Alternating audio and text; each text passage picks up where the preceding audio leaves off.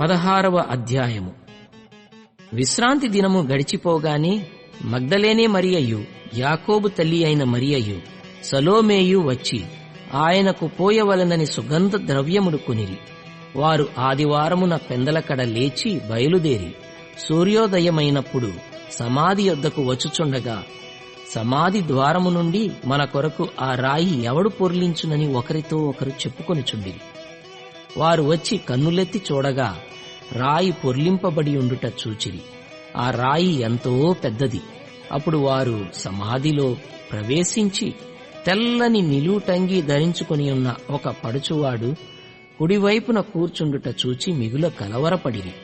అందుకతడు, కలవరపడకుడి, సిలువ వేయబడిన నజరేయుడగు యేసును మీరు వెదకుచున్నారు. ఆయన లేచియున్నాడు, ఇక్కడ లేడు.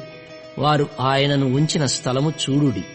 మీరు వెళ్లి ఆయన మీకంటే ముందుగా గలిలయలోనికి వెళ్ళుచున్నాడనియూ, ఆయన మీతో చెప్పినట్టు అక్కడ మీరు ఆయనను చూతురనియూ ఆయన శిష్యులతోనూ పేతురుతోనూ చెప్పుడనెను.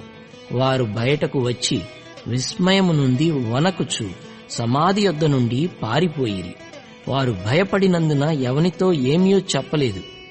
ఆదివారము తెల్లవారినప్పుడు యేసు లేచి తాను 7 దయ్యములను వెళ్లగొట్టిన మగ్దలేనే మరియకు మొదట కనబడెను. ఆయనతో ఉండిన వారు దుఃఖపడి ఏడ్చుచుండగా ఆమె వెళ్లి ఆ సంగతి వారికి తెలియజేసెను. గాని ఆయన బ్రతికియున్నాడనియూ ఆమెకు కనబడననియూ వారు విని నమ్మకపోయిరి.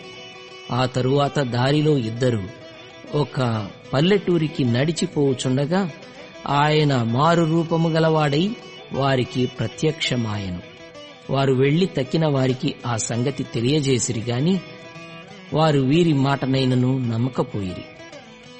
పిమ్మట 11 మంది శిష్యులు భోజనమునకు కూర్చున్నప్పుడు ఆయన వారికి ప్రత్యక్షమై తాను లేచిన తరువాత తన్ను చూచిన వారి మాట నమ్మనందున వారి అపనమ్మిక నిమిత్తమును హృదయ కాఠిన్యము నిమిత్తమును వారిని గద్దించెను. మరియు మీరు సర్వలోకమునకు వెళ్లి సర్వ సృష్టికి సువార్తను ప్రకటించుడి. నమ్మి బాప్తిస్మము పొందినవాడు రక్షింపబడును, నమ్మని వానికి శిక్ష విధింపబడును. నమ్మిన వారి వలన ఈ సూచక క్రియలు కనబడును. ఏవనగా, నా నామమున దయ్యములను వెళ్లగొట్టుదురు, క్రొత్త భాషలు మాటలాడుదురు, పాములను ఎత్తి పట్టుకొందురు, మరణకరమైనదేది త్రాగినను అది వారికి హాని చేయదు. రోగుల మీద చేతులుంచినప్పుడు వారు స్వస్థత నొందుదురని వారితో చెప్పాను. ఈలాగు ప్రభువైన యేసు వారితో మాటలాడిన తరువాత పరలోకమునకు చేర్చుకొనబడి దేవుని కుడిపార్శ్వమున ఆసీనుడయ్యెను. వారు బయలుదేరి వాక్యమంతట ప్రకటించిరి. ప్రభువు వారికి సహకారుడయ్యుండి వెనువెంట జరుగుచూ వచ్చిన సూచక క్రియల వలన వాక్యమును స్థిరపరచుచుండెను. ఆమేన్.